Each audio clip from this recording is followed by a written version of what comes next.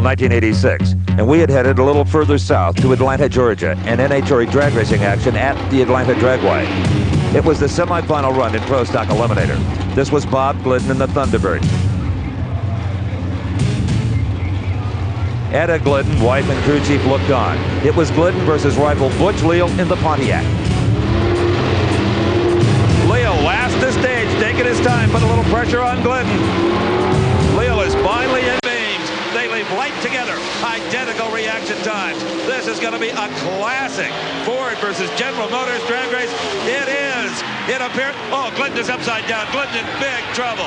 Oh, this is a bad one, Brock. It is indeed. Got into that fence. The car continues to flop and roll. It looks as if the roll cage stayed together. There's sheet metal and fiberglass all over the racetrack. The NHRA safety crews instantaneously on the scene. So far, no movement from Bob Glidden, though. Everybody in this place. Etta Glidden being consoled by Warren Johnson's wife, Arlene, obviously very concerned about her husband, who's there he comes. Bob Glidden is out of the car. Bob Glidden appears to be as okay as you could possibly be after a horrendous crash. Let's take a look at it again. The parachute is the culprit. The parachute did not come out properly, yanked the car to one side. Thank the Lord Butch Leal was clear of it, or it could have been even worse. Into the rail, upside down, nose first. And now the worst thing that can happen, flipping on top of the guardrail like that. Now this car is the first one that Glidden has ever owned that had a funny car style roll cage, and I got to think that probably saved his life.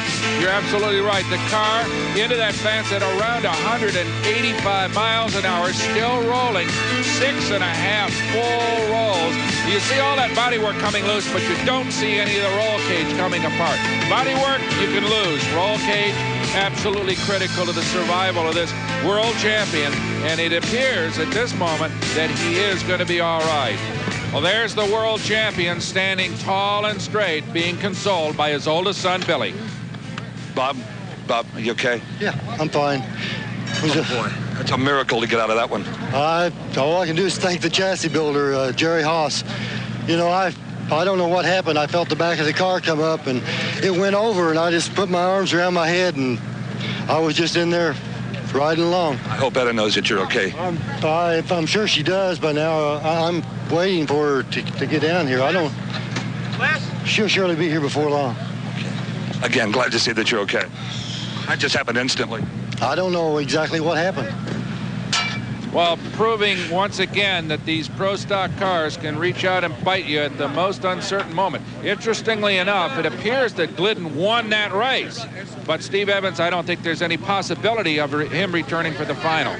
Not only that, I don't think there's any possibility that that car will ever race again. It is destroyed.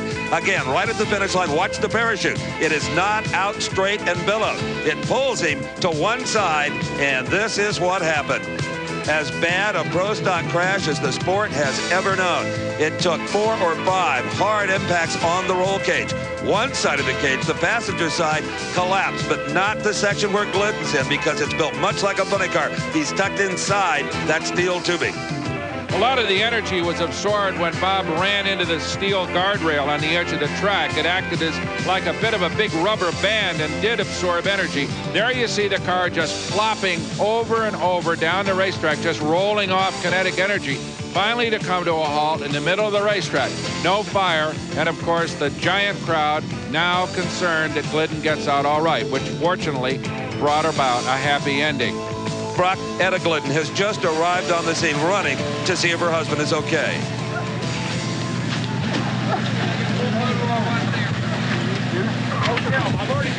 See, I lied to you, hon? Yeah, what a good shape. Okay, bud? Oh, yeah. In some ways, Bob is in better shape than Etta. Few couples more devoted to each other than the Gliddens.